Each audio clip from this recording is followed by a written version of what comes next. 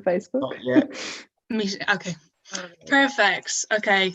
Hello, everyone, and hello as well to our viewers at home. So I am very excited to be joined here by seven of our. Sorry, can I count? 1, 2, 3, 4, 5, 6, 7. 7 of our fantastic featured filmmakers of the HER International Film Festival. My name is Phoebe. I'm going to be interviewing you all today. I'm part of the HER Festival team, so one of the HERs, and so happy to be joined by all of you today. So you're very welcome, and congratulations as well on your fantastic films in this festival. So just to kind of start things off, I'd like to go around and if you could just do a quick introduction, if you could say your name, where you're from, and also a little bit about your film, which is featuring in this festival. So we'll start on my left. So Sophie, if we could go with you first. Hi, my name is Sophie. I'm the director of Tastes Like Fish, and I'm from Melbourne, Australia. And yes.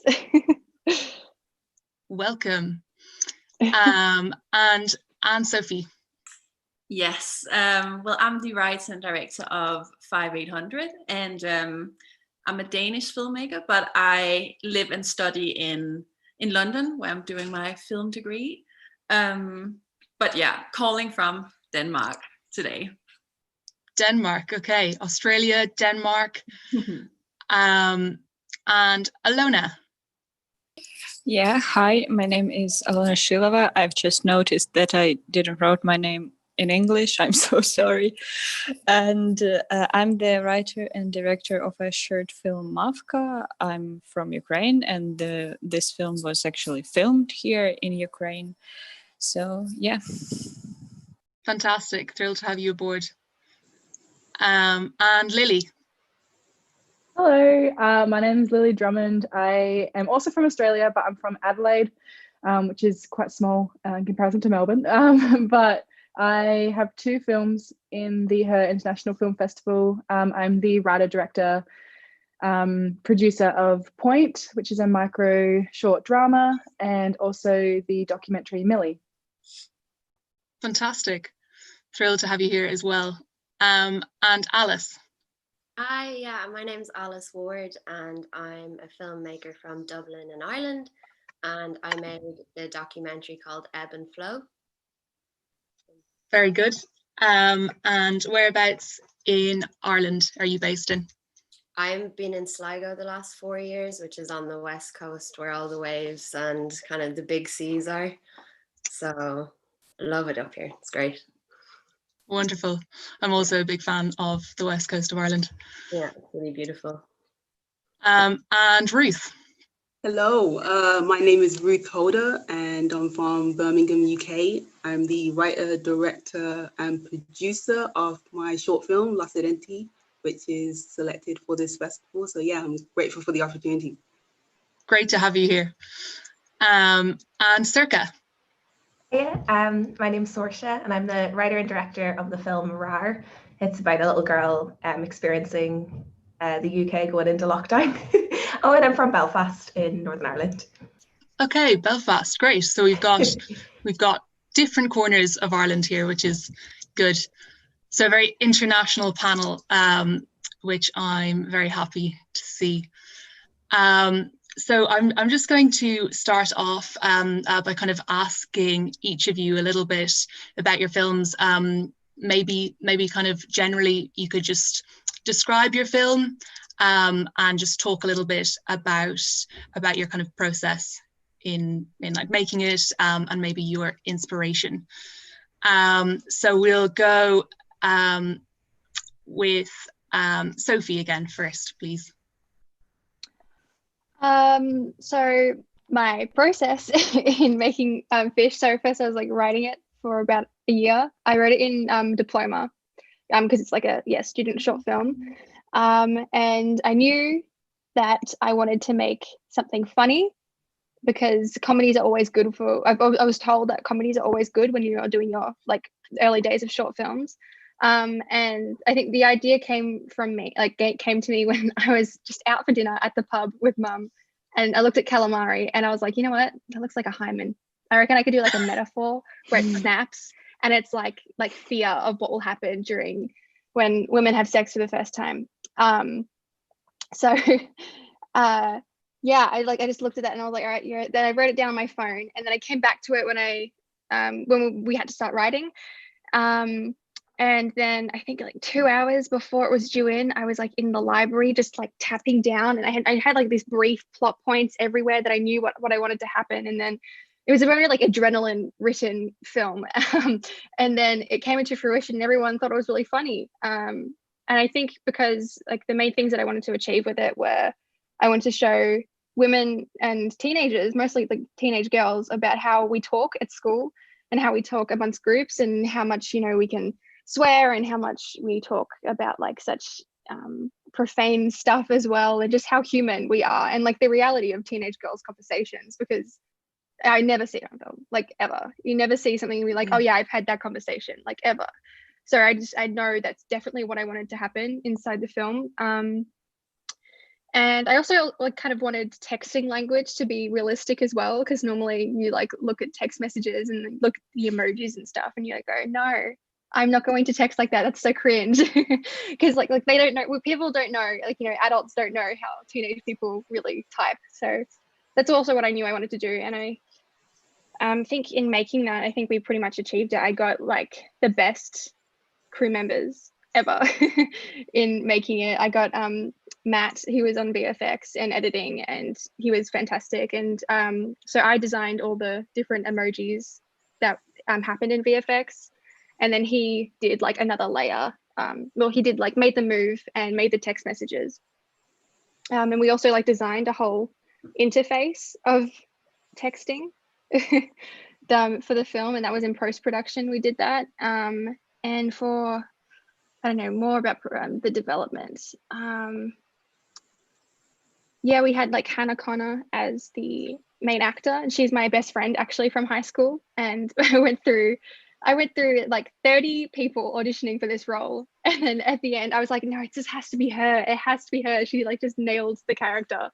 And then I got Estelle on, and then D'Artagnan on, and they like all had like a very raw sense of character, I feel. Yeah, they had a very like raw like way of dealing with characters and acting on screen. So I think that's what really made them shine. I think, you know, acting is a really important part of films that make it really connect to audiences. Yeah, that's the vague process of filming Fish. Yeah, something which really struck me about this film was this really kind of brilliant chemistry that your two central actors had. Were they like friends anyway before this film, or how did you as a director go about getting this really kind of natural flowing chemistry between them? That's a really good question, because it's actually got a good story. So I auditioned Estelle. I knew it was going to be Hannah, and I was going between two actresses for Gwen, for the actress of Gwen. And what I did is that throughout all auditions I did improv, just to see like what came from the heart towards the character. And then when I just had this vibe. I'm like, I know she'll love Hannah because I know my best friend, you know. And I just thought, oh, they'll vibe just the way that they were as people. And then I got them together. We had a picnic for like callbacks. And then I just said, all right, go at it.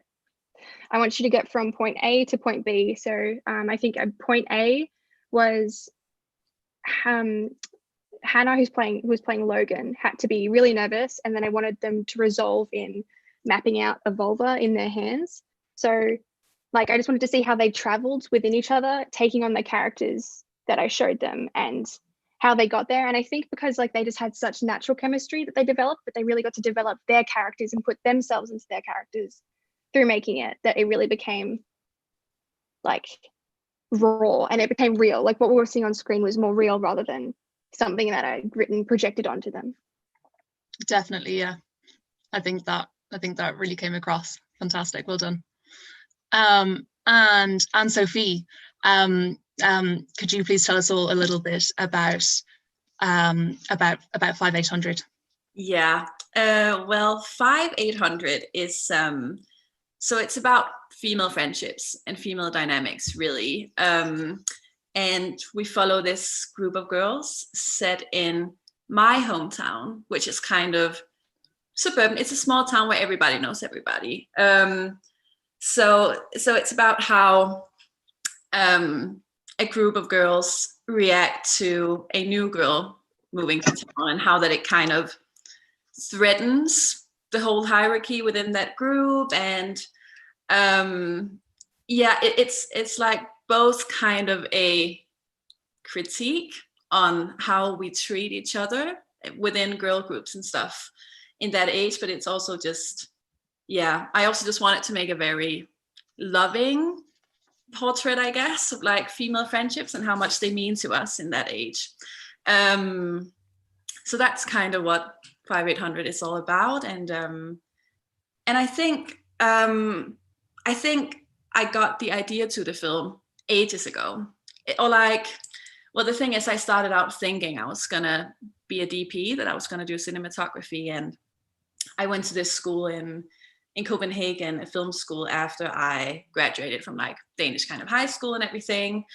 And I think I already had like the initial thought of like, if I was ever gonna direct something, it would probably be about this subject, and it would probably take place at home in my town where I'm from and everything. But I only really started developing it in like 2018 when I had just moved to London, just started uni over there, and I was just, I guess I just really wanted to try and direct, but I guess it took me some years to realize. And I also just found the whole thing about directing something quite intimidating, actually, really, really intimidating. So I think it took me a couple of years to be like, okay, well, I'm gonna go for it. So yeah, pitched it and was lucky enough to get it commissioned here back home. So yeah, obviously it's in Danish, and I did it back home. So it was not a part of uni. It was something I went home and did over the summer. Yeah. Okay, wow. What a massive project to take on during your summer holidays. Yeah, that's what I realized after. It was like, it was quite stressful, but it was really, really worth it. I feel like, I don't know, I feel like ever since I did 5800, it's just been, I don't know, it's just been busy. It's been amazing. There's been a lot of fun projects, and I'm so happy I did it, because it just, definitely the project I've learned the most from, like by far. Yeah. Good.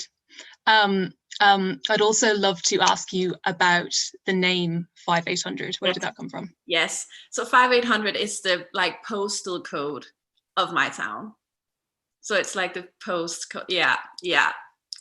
I always forget, because I always get that question, like, what is that title about? But it's the postal code of my city. Yeah.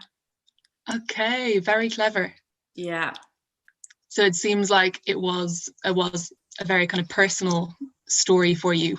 Yeah, it definitely was. And it was also, I mean, it's quite a big factor to the story, like how that they're from this small town. It's this underlying thing that I think really impacts their behavior, really, and like outlook on the world. Because it, like looking back on my young years, like growing up here, you do kind of get inside your own bubble a bit, so I kind of wanted to bring that element into the film too.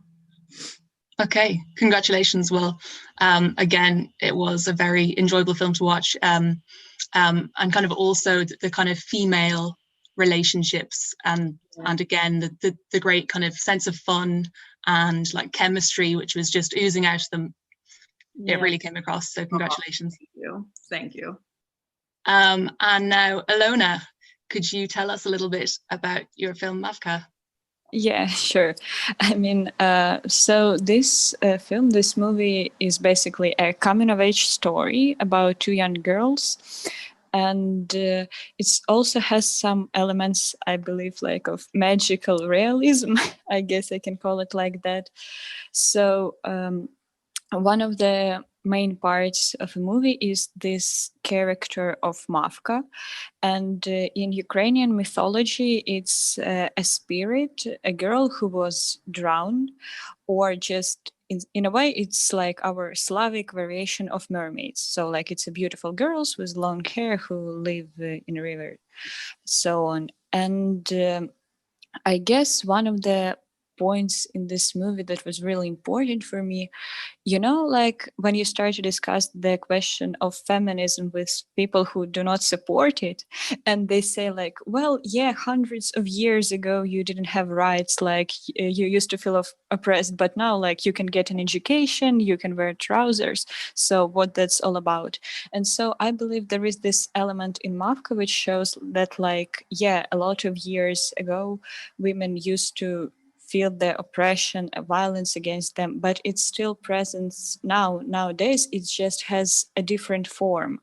So yeah, this episodes with Mavka, it's basically like the past and the past of Ukraine in a way, and the moments with girls are the presents. And so when they meet in the end, it's kind of like this realization that basically the oppression still exists, it just changed its form.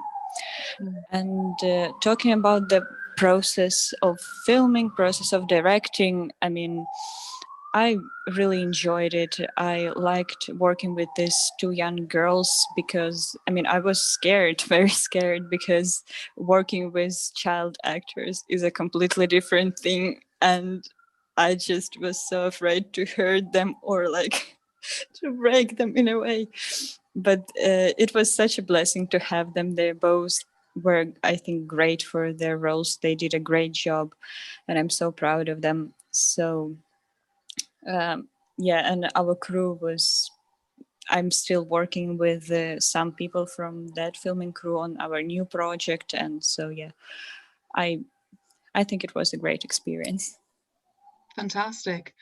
Could you talk a little bit about the kind of idea of using this Ukrainian legend Mavka, and yeah, how did that come about? Yeah, because it worked pretty well. Yeah, well, before writing this short film, I just had like a vision of this girl in ancient Ukrainian clothes, like this white shirts we have, and a girl who is coming out of water. And I was thinking about it, and then I thought, like, okay, how did it happen that she ended up there in the water? Then I started to think, like, what else could happen, what impact can it have in nowadays? And yeah, it all just popped out, one thing led to another, and in the end I got this story. And yeah, also there is this element with like these ghosts, like there is kids with blonde hair who are running, and I added almost like already before the shooting, because I thought that we need something that will lead the girls to this Mavka, so it wouldn't look odd. And yeah, and I like generally the culture of Ukraine. I love our mythology, our ethnic elements. And yeah, I think it just has something unique in it, and I would like to talk about it more, create about it more. So this was basically one of the inspirations for me. Brilliant. It was, I think that it kind of came across as like a brilliant way to bring something which is quite culturally specific to a story which is actually very kind of universal and relatable for women everywhere, I'm sure. So well done. Lily, could you talk about about your two films you've got in the festival. Yeah, of course. So I have two films, Point and Millie. Point is a microdrama which focuses on the very short story of a ballerina who essentially we find out has a crush on another dancer, and ultimately is heartbroken by the end of the film when we learn that the other dancer has a boyfriend.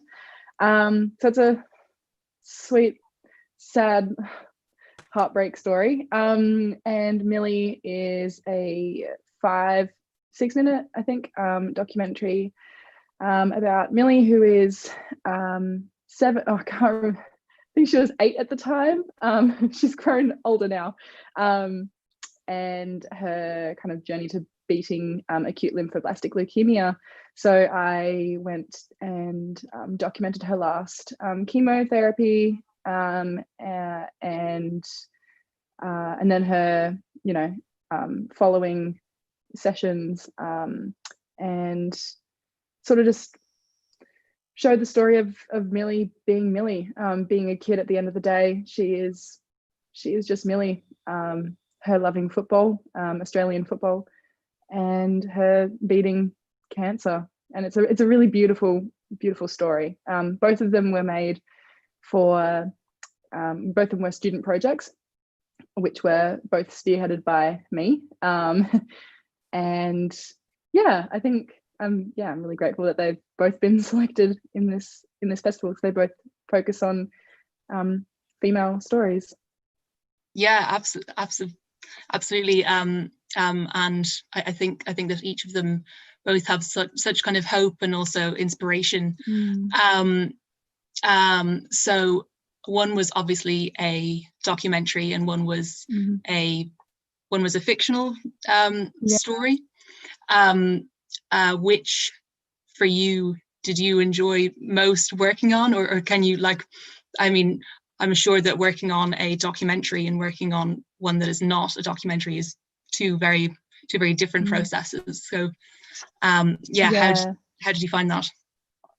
I think ultimately for me, writing is my main love, my one true love. So writing is always going to top documentary filmmaking.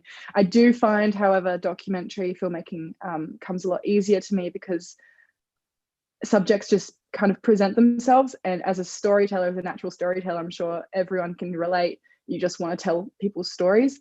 So while I love writing and it is the pathway that I want to go down, documentaries are a form of storytelling that I think I'll never be able to give up, because I mean, it just makes sense to me to tell people's stories, and that's all Millie was. They've been a close family friend of mine, that the Casement family, and I'd been following Millie's journey for a number of years, and it just made sense to kind of document that last little stage of her life. And it's a really beautiful moment because as a filmmaker, I can now share her story on a global scale, but it's something that the Casement family can have forever as well. And they were so grateful for that, because it's now something that connects them with a number of, thousands of families across the world who are also going through this. It connects Millie with a number of kids across the world. So yeah, it's a really beautiful kind of community piece. So yeah, I hope that kind of answers that question. Definitely, yeah. I think that it's just wonderful when a piece of art or a film has this ability to like connect people, because obviously we are telling stories, so you do really want to be able to reach out and to connect audiences in that way. So yeah, definitely. Congratulations. Thank you. Alice, could you tell us a little bit about your piece in the festival? So Ebb and Flow is a kind of artistic documentary that takes a look at 3 female surfers here on the west coast of Ireland. And I guess I wanted to make it one because I started surfing as a teenager during the summer, and then I'd be back in Dublin the rest of the year trying to look up films and people to follow. And one, they'd all either be girls in bikinis kind of surfing in tropical countries, which wasn't my experience at all. And I just never found anything that represented kind of what I experienced here in the ocean. And then when I moved to Sligo 4 years ago, I was blown away by the amazing community of water women there are here that I had no idea existed, because they just have never been showcased, I guess. So that's why I really wanted to make the film, and also to kind of create role models for younger girls coming up. And then, yeah, the film turned into a really nice kind of artistic collaboration with other female artists and surfers here on the West Coast. So I worked with an amazing contemporary artist called Alice Marr, and she did animation. And through that animation, we really looked at kind of Irish folklore tales, specifically about selkies, which I'm always reminded of when I go surfing, because they're basically seals in the water. And then when they come to land, they shed their skin and they turn into women. So when we're getting suited up in winter with hoods and gloves and wetsuits, I always am reminded like I'm putting on my seal suit nearly. And then two great musicians from Sligo also did music for the piece. And then the three women who feature in the documentary are just like amazing, badass water women. They're kind of all really successful careers, families, and then they balance like their love for the ocean and spending time in the ocean. So I really wanted to capture that and their kind of strength, but also they're going out in these really cold, like treacherous conditions, but they bring a grace to the kind of what they do. So the process wise, it was a huge learning curve for me. I bought waterproof housing for my camera and had to like navigate swimming out for the first time in waves, trying to get shots, trying not to get caught in rips. And so that was terrifying, but also really exciting. But yeah, it turned into a really nice kind of community collaboration of like women on the West Coast here. Definitely. Did you know the three women that you were interviewing beforehand, or how did you meet them? No, so I spent months asking people I knew, well, who do you think is like a really like quintessential water woman and stuff, and then those three names kept popping up, and so I emailed them. And then Katie, like the windsurfer who features in it, I emailed her and she was like, oh well, I'm 3 months after a C-section, like I haven't really been in the water since, are you sure you want to ask me? And I was like, no, definitely. So our first filming session back in 2019 was, I think, her second time in the water after having her child. And then our last filming session, a few months later, she went and windsurfed a 20-foot, like massive famous wave at Mullaghmore. So it was like a really nice kind of way to finish it off. Wow. Yeah. What a badass. Just in from surfing a wave and then sitting down for an interview. She just dropped the kids off at the crash and she was like, okay, we've got 4 hours. I was like, this isn't what normal parents do when they drop their kids off to school. So and then your story, a little bit like Alona's, also features the kind of folklore element. Yeah. So did this like idea come about kind of afterwards, or when did this fit in?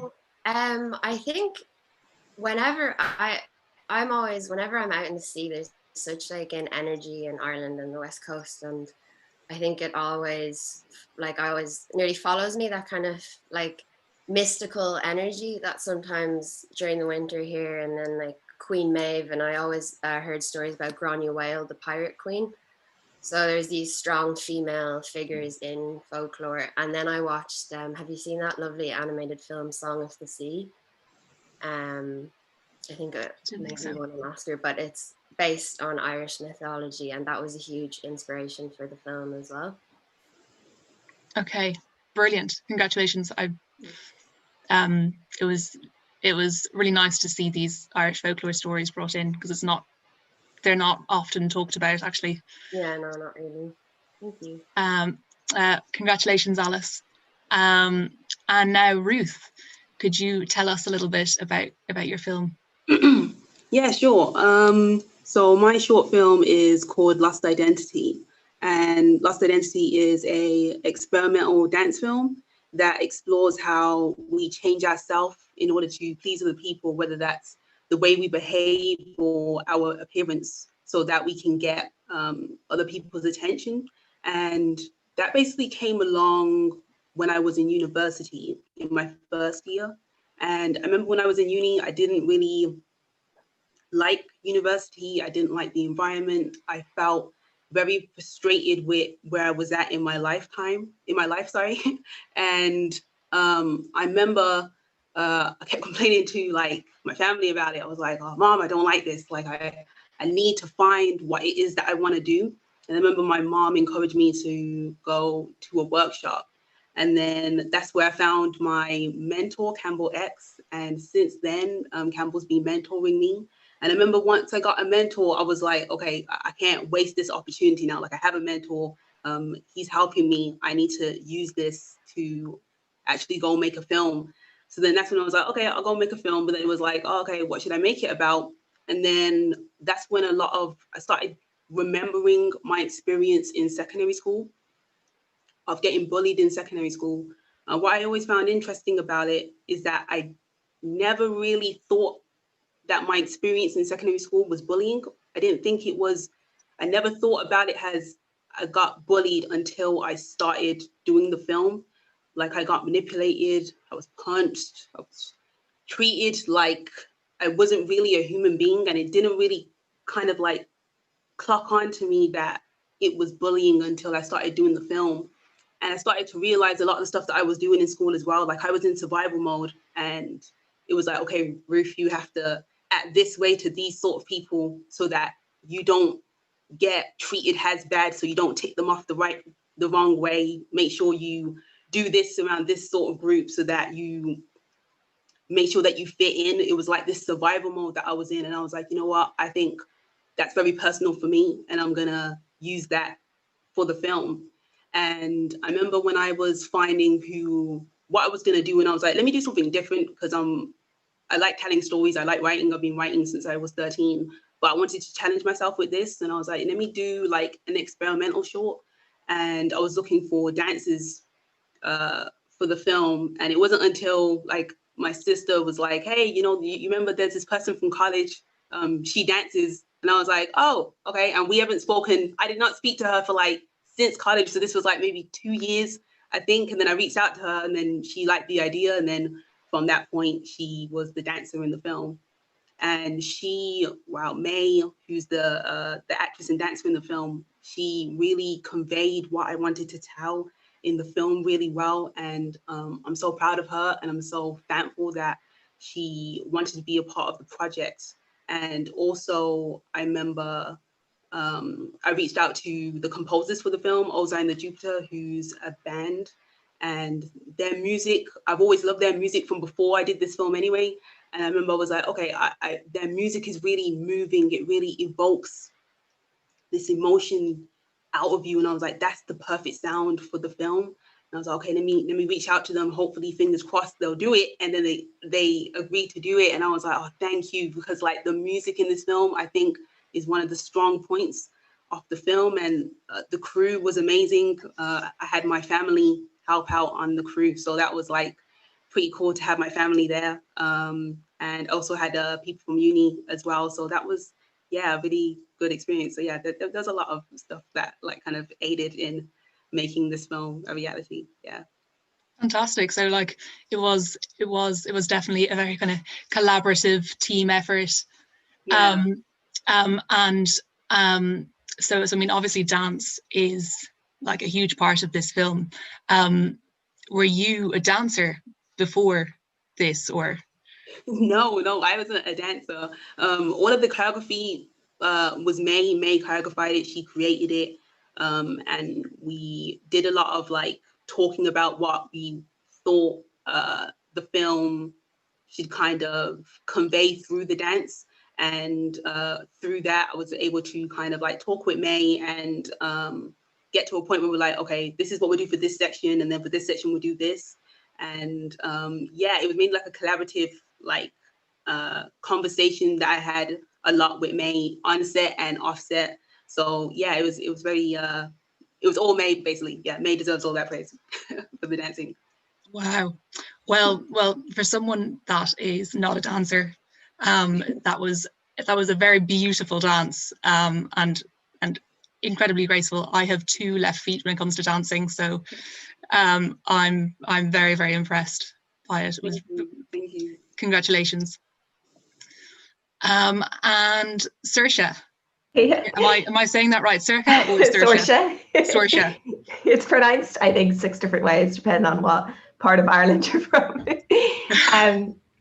Yeah, so it's funny. So the process of making RAR, I sat down to write this script about a little girl who essentially her heart gets broken, and so I'm an animator and designer. That's my day job. And when lockdown came to the UK, I was cut off from all my usual inspirations: the cinema, the theatre, gallery, gigs, seeing my friends, having like one-on-one conversations, inviting people to my house, and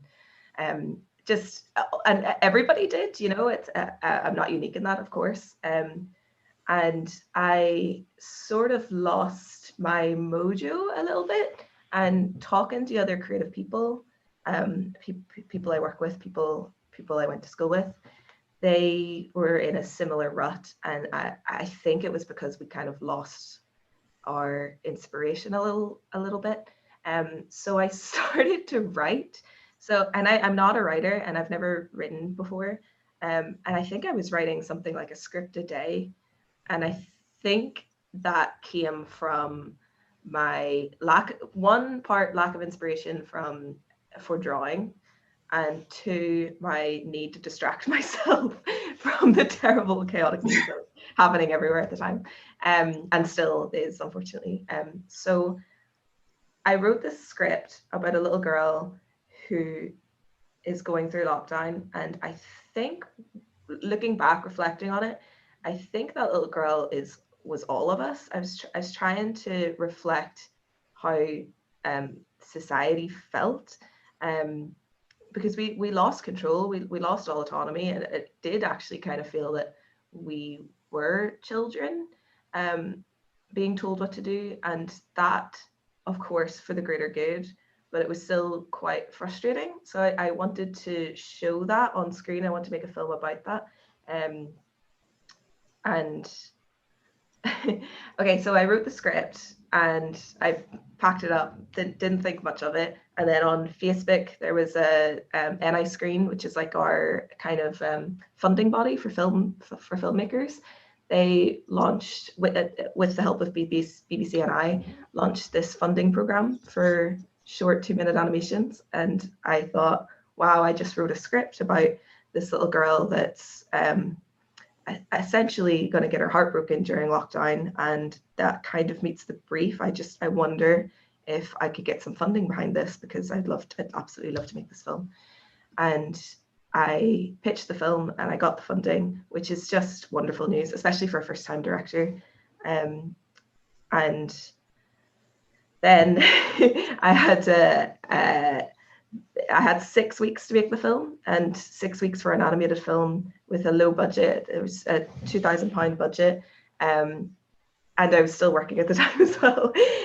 So this film very quickly took a life of its own and absolutely took over mine. And I felt it was important, because I feel so strongly that the media has an incredibly difficult task and job to do, in that it needs to reflect the people, and it needs to show people's emotions. And I think once you see yourself on screen, it almost gives you permission to talk about it. So I wanted to show this little girl going through the motions of being disappointed, being sad, being let down, and reaching out and connecting in ways, in unique, creative ways that she didn't before lockdown. And I think that was important. And as well, my 2 main characters are both female. It's this little girl called Clena, and her mum. And the reason I wanted to show a mum in particular, one, because I obviously female characters, I love female characters, And two, I think parents had an incredibly difficult job throughout lockdown. They had to wear so many hats. They were employees, they were parents, and in some instances they were teachers and friends to their kids. And they had to move seamlessly through all these really, really difficult challenges. And I wanted to reflect that, and I wanted to applaud them and say that's amazing that you were able to do that. So yeah, so that was kind of the process of writing it and process of getting it funded. And then during production, I am an animator, so I knew the sort of the restraints that of the time and what I could achieve. So I really focused then on trying to make it look as beautiful as it could be. So I focused very heavily on the design. And I was influenced by Cartoon Saloon. I think, was it Alice that mentioned Song of the Sea? I wrote it down because I was like, oh, I love that film. I particularly think that Ireland is incredible. Like the level of quality that Ireland puts out in terms of animation is just unbelievable and wonderful. And unmatched, I think, personally, though I am a bit biased.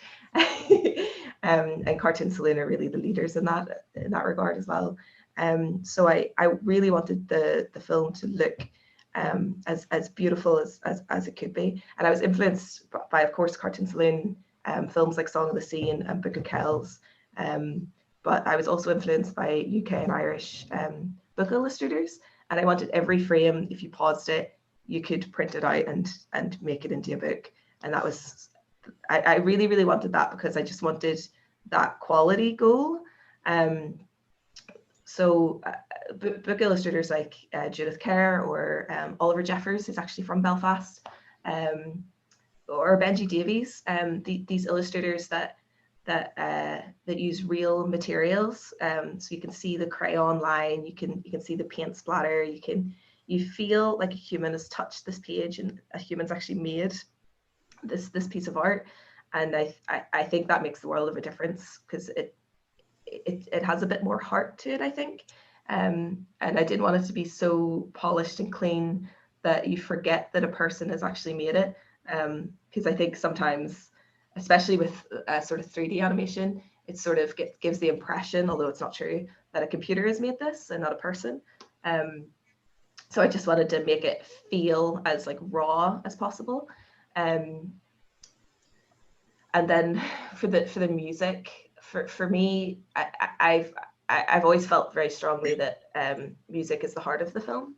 So I worked with a composer called Callum McCormick, who did an absolutely wonderful job. And I think the score in particular is the heart. It really follows the flow and the emotion of the film. And I brought him on very early on, like storyboard stage, because I wanted to kind of approach the animation almost how Disney approaches their like musical princess films, where they would get the composers and the writers like Alan Menken and Howard Ashman on, Robert and Kristen Lopez, all these like amazing composers very early on, and the story evolves with the music. And me and Callum had a lot of sleepless nights over this, and trying to evolve the music and the visuals together. And I think that was absolutely wonderful. And there's so many drafts, both, I think we were on animatic number 100 or something by the end of the first week, because we really wanted to make it as refined as possible. And then being an animator and designer for my job, that meant that I had built up some goodwill, which is good, and some friends that wanted to help me out and help make the film as great as possible. And they also thought that the film had a lot to say and was important, and it was important for people to watch it so that people could talk more about what's happened, so that we could sort of face this collective trauma that's been isolation for months and months together, and hopefully it'll spark some conversations. Definitely, yeah. I think that you did really manage to turn what is such a kind of difficult collective trauma, as you say, into in fact really, really hopeful and like heartwarming short film about this little girl. I think you hit the nail on the head when you said that the little girl is like the little girl in all of us, and that's a really nice idea. Oh, thank you so much. So congratulations all of you on your wonderful films.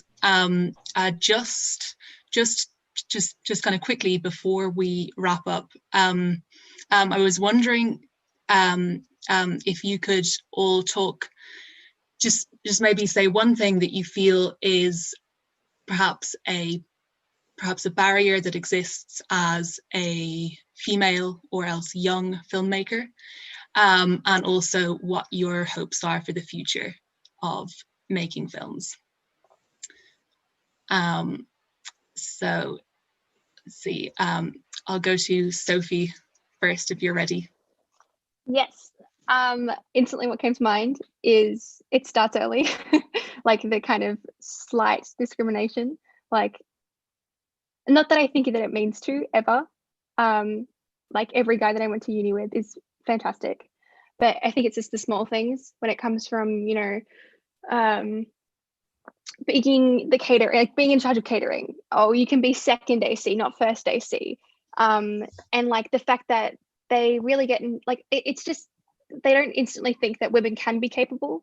And I think that's a barrier that we kind of have to overcome, is that we are, you know, just as capable. I love being like first AC. I love doing grip work. You know, I love setting up lights. I can do it. It's just, I think it's hard to think of women to do that for people. So I think moving forward, keeping in mind that it does start early, and I think teachers should be aware of it too, and just like looking, because they look through who's on whose set and just going, okay, well, I see you've got women as just secondary roles here. Would you want to bump them up a bit, or do you want to, like, instead of having all the women in the art department, like, not that the art department is like a horrible place to be, it's, you know, brilliant, but like, you know, women can be physical on set, women are physical on set, we can be DOPs, we can be ACs and grips and all that. So I think the barrier of thinking of women to do the hard stuff is the most important thing to me right now. You said it. And then what is your hope maybe for the future? My hope would be that we don't see women on screen, we see people. Very nicely put. Okay, perfect. And Sophie? Yeah, no, that was really well said. And I think some of the things that I have been thinking about a lot, especially while I was doing 5800, was that there's a big focus on like my gender being a woman, not instead of the work. But I think, I mean, obviously when I started off as an aspiring DOP, I felt much more insecure about my gender, being a woman behind the camera back then. And I think it was also like, obviously it's all these structures in society, but I think it was also coming from myself. Like I felt like I didn't fit in, because I would look around and then maybe it would be 3 girls out of 20, you know, or something like that. But I think like now, having moved on to directing, I'm not in any way insecure about being a woman, but I just find it difficult how that it's a big, like, I'm not just a filmmaker, I'm a female filmmaker, if that makes sense. Like, I think we focus a lot on our gender. And I think it's such a complex situation, because I think as a young woman in film and as a young feminist, we want it to be a normal thing, that obviously a woman can direct something, but it's as if that on our way there, we need to kind of make people aware of our gender, because it's just not really a normal thing yet. But I find that situation quite difficult. But I think it is interesting how when you do some work, you easily get labeled as the female director instead of just a director. Like, you would never go to the cinema and be like, oh, I just watched this amazing film by a male director called Christopher Nolan. Like, that will never happen, you know? And like, as soon as you talk, well, when Greta Gerwig made Lady Bird, it was such a like female film. And like, or if you Google Sofia Coppola, like the word female is everywhere. And and I've talked to a lot of friends about it, and especially when we did 5800, because it's like, should we make a big fuss about the whole thing that it's female filmmakers and stuff, or is that kind of doing the opposite? I find it super difficult, but like when we had to go out and get 5800 commissioned, it was a really big part of our whole like pitching, like that it was a film about female friendships, and it was like an authentic one, and it was made by, you know, me, and I'm a female filmmaker, and a lot of lovely women on the team and everything. But yeah, I find that discussion really, really I find that difficult, like when talking about it. But I hope in the future that we can, kind of like Sophie said, that whenever a woman does something in film, it doesn't have to be like the primary focus doesn't have to be our gender. Like the focus should be on the work.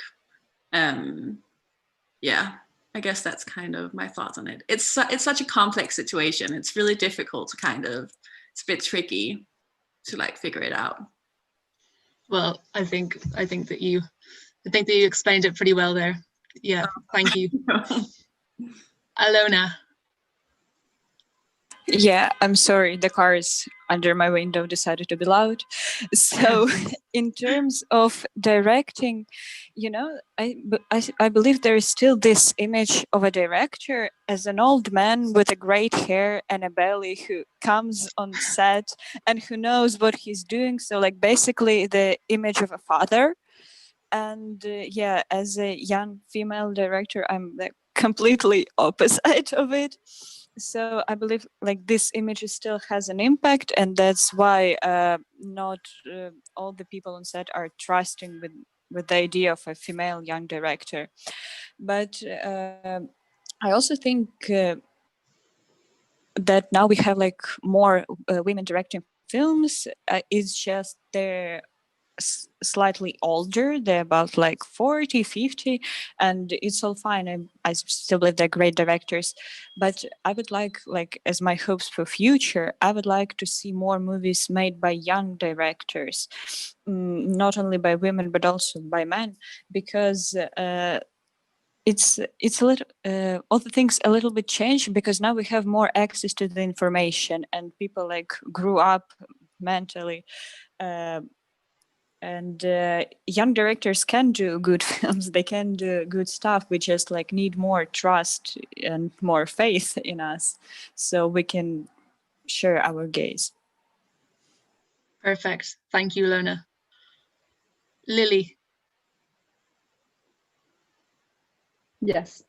I think I'm just going to echo, I guess, what everyone else has said already. I certainly agree that it starts you know, at a young age. And I think from my personal experience, I mean, I'm almost finished. I've got 4 weeks left of my creative arts screen degree. So I can only talk from my experience at film school, but I've already received the amount of discrimination I have received for wanting to be a director, writer-director, and a woman in the film industry it's quite unbelievable. And it's a shame because, you know, I go on to sets to get experience and I talk to other women producers and they tell me that it doesn't stop at film school, it only continues. And the stories that they've told me in the Australian film and TV industry about men that have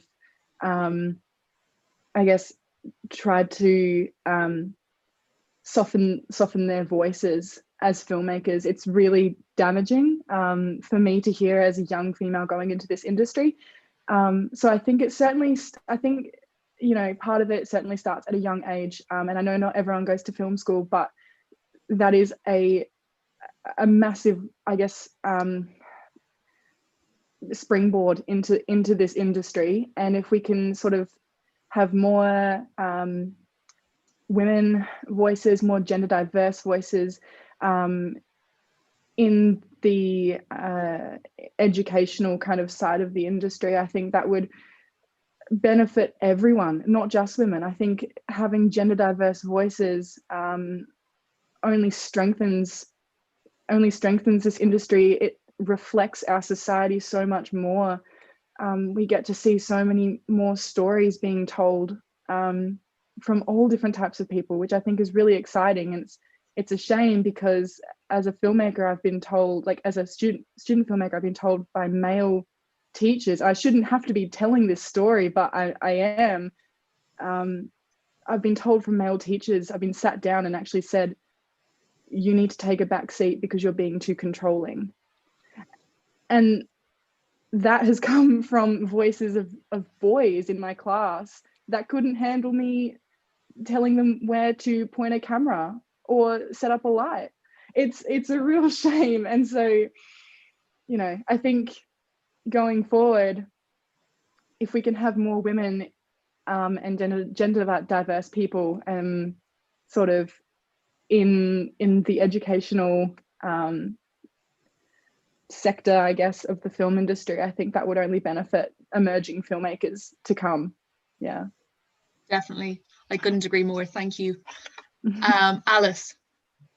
Yeah, I guess the barrier for me is I felt like I've really had to prove myself before I've been taken seriously.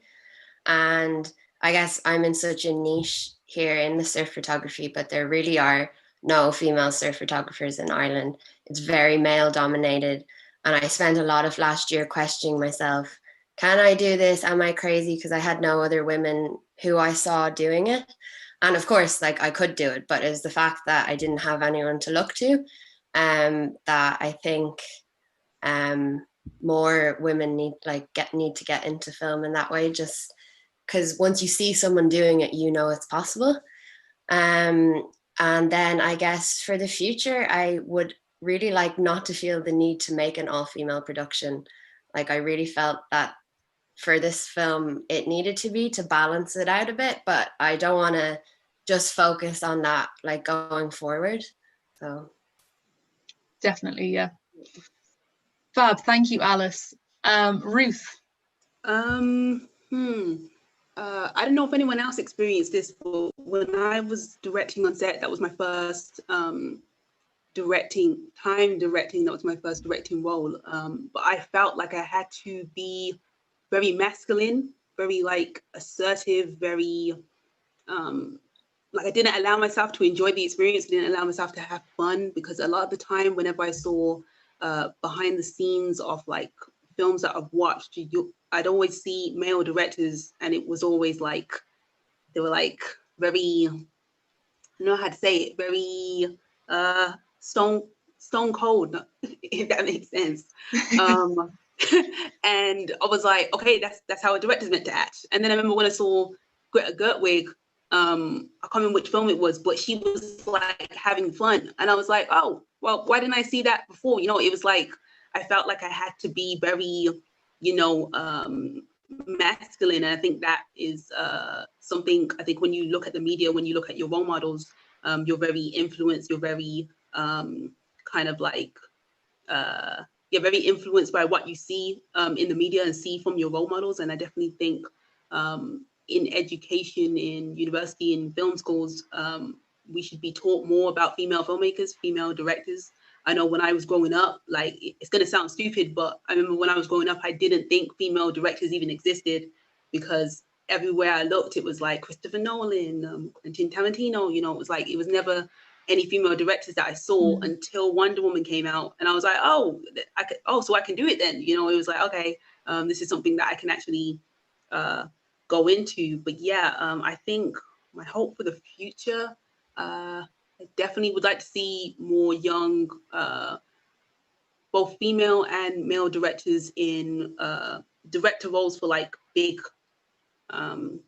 productions like blockbusters or dramas or TV shows or really anything, because I do think that we are capable. I do think that we need to be given that opportunity to show that we are capable, because there are a lot of talented young filmmakers, and we can create those type of films. So I definitely think we need more of a youth voice in the film industry. I don't think we have that a lot.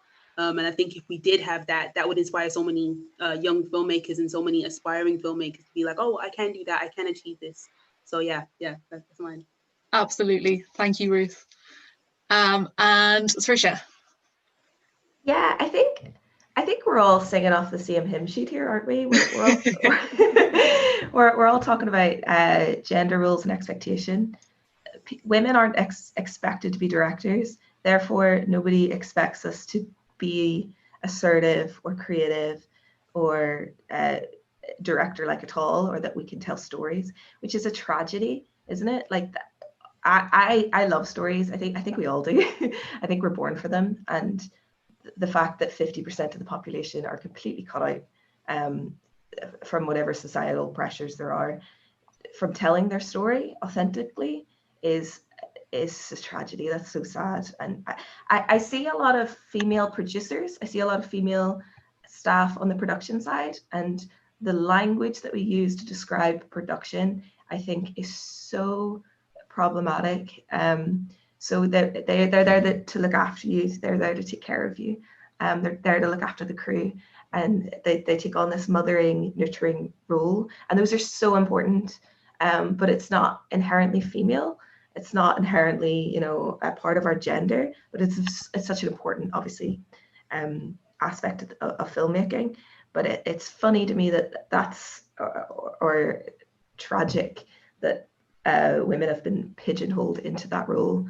I remember when I was going through university, a very similar experience to a lot of you, that I was very much pushed into the producer role, which to me was just madness, because I can't organize anything. I could tell a story very well, but I was like, I don't understand how this is happening. And then I realized, oh, it's because I'm a girl. They just think I'll be really good at organizing the crew. And in a lot of ways, I had to, because I was expected to do that, I got better at it. And I ended up producing my final year film with 5 other guys. And that was totally because it was expected of me. It was not because I was good at it. And I think what I'm good at is directing, actually. I think I'm better at telling stories, but no one would think that I would be. So I think what I hope for the future, well, it's twofold. One, I hope that behind the screen, women can tell their stories, and hopefully the knock-on effect of that will be the second thing, which is female characters will be on screen, and little girls and women all over the world will be able to see themselves as they genuinely are, and not what men want them to be or think that they are. Yeah, that's it. Yes, guys, thank you so much. I feel so inspired from this conversation. You're all brilliant, and it's been wonderful speaking to you all. So I hope that you enjoy the rest of your days or evenings, depending on what time it is for all of you, and enjoy the rest of the festival. Thank you so much. Thank you. You too. Thank you.